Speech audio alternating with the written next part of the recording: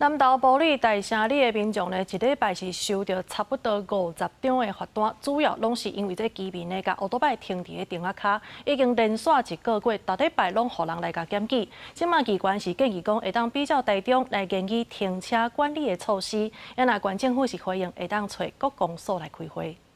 我们这样子一次就被开2张单，我们一天的辛苦钱就这样没了。带即排差不多50户民众，连续几若礼拜直直互人检举，摕罚单来向里长表达不满，因为因甲车插伫徛街头前的顶仔卡，不过最近定定互人检举违规停车，大城里遮民众一礼拜就收到差不多50张罚单。居民认为无影响到出入，煞直直互人检举，感觉真无理。像咱来乌多摆，爱叫阮放伫路边。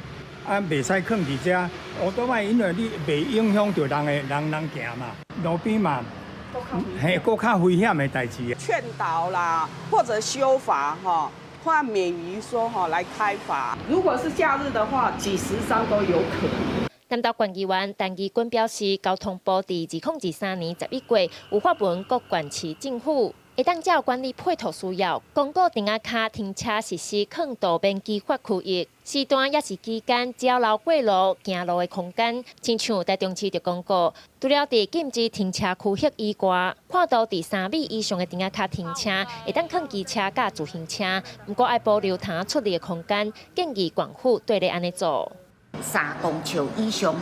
机车它就可以用垂直道路的方向来停放，好，安内电影公嘛袂影响到行人通行。